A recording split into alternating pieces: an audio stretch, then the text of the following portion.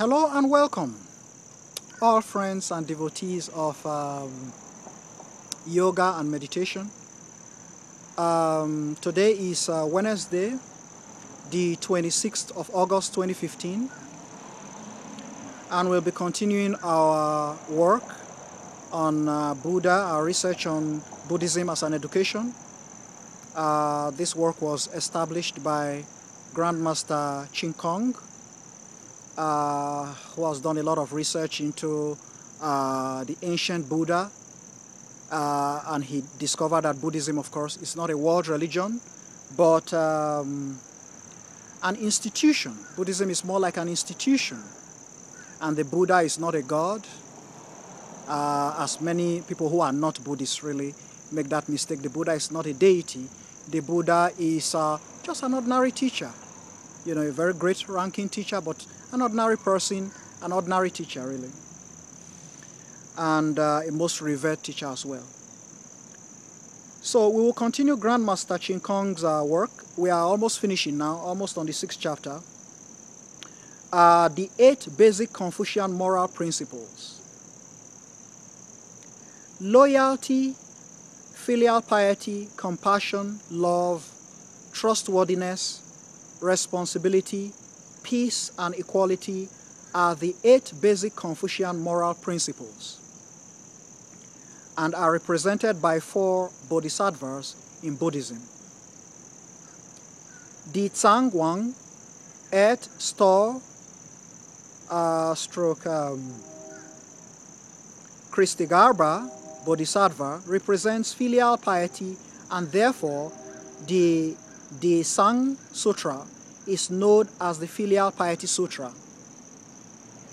This is because it teaches filial respect for both parents and teachers, who are both equally important in Buddhism and Confucianism.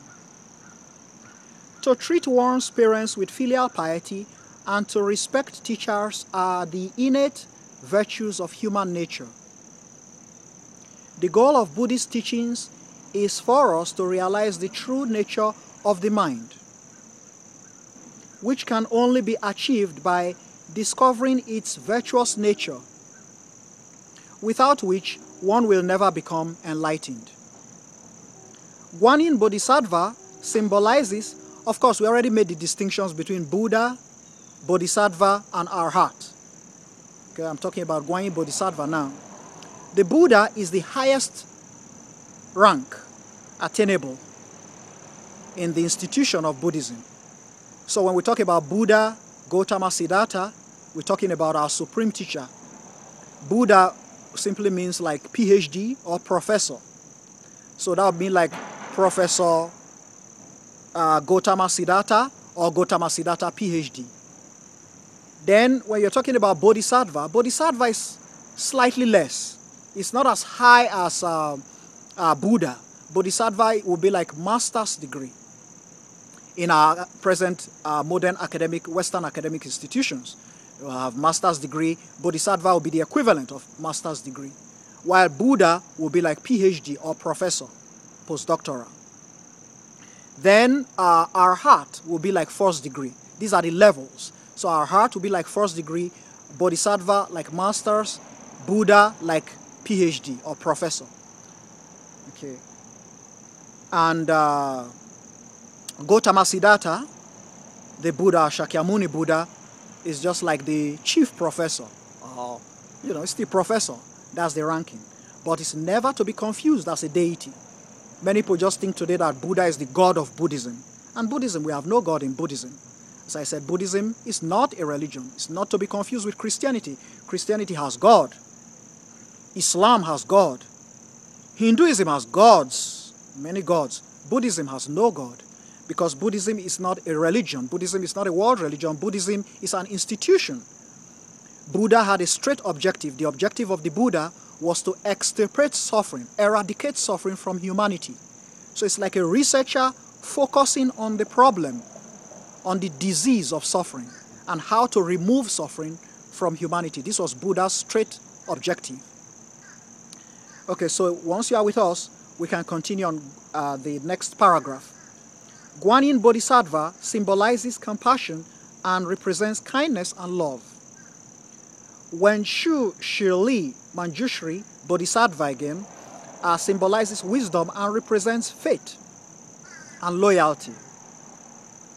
Puxian Universal Wadi Samantabhadra Bodhisattva symbolizes great vows and putting the Buddha's teaching into practice, including filial piety, compassion, and wisdom.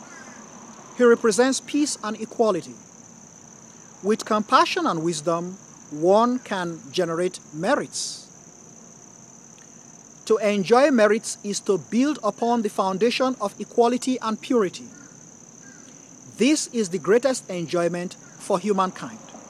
To cultivate merits in childhood, generate merits in middle age, and enjoy merits in old age are described in Chinese as truth, virtue, and beauty. One who enjoys merit in old age is called the complete person, which is similar to Buddha. We must understand that Buddhas and Bodhisattvas are not gods, exactly what I said before, but the most perfect and happiest beings for us to learn from. Wise ancestors in China long evoked these principles long ago, before Buddhism was introduced there.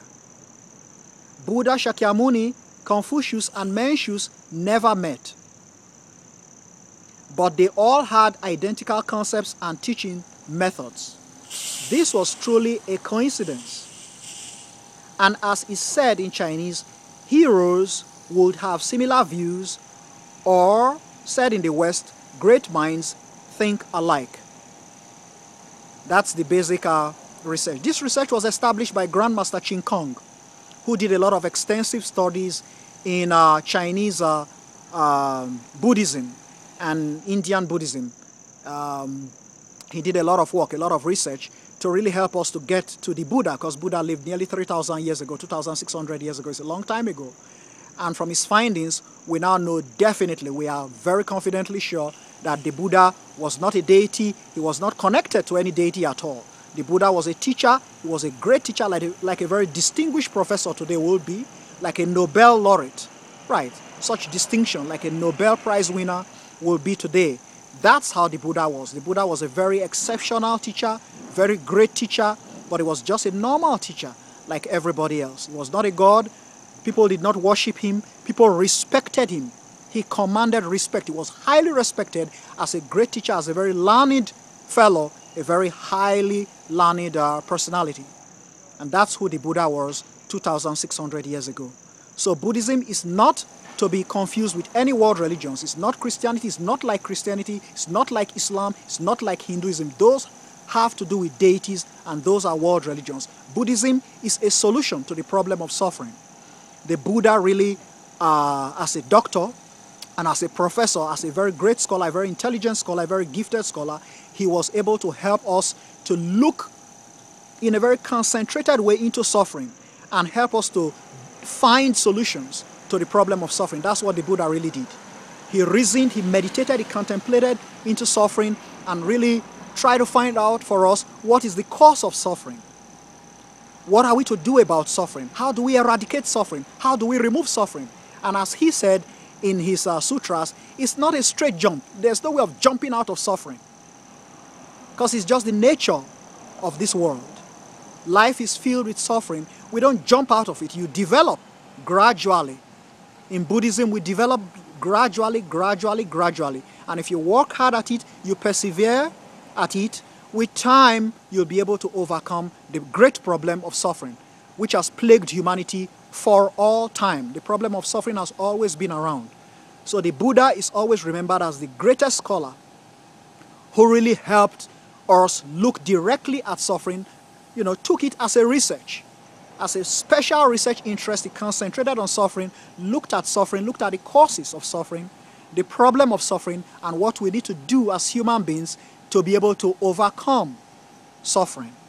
This is exactly what Buddhism is all about. So you contemplate on it. If you have any questions, send me an email. I already gave my email address in previous videos, c.aburime@hotmail.com or colorcollege@hotmail.com. Thanks, folks. Enjoy your Wednesdays midweek today. Have a pleasant week.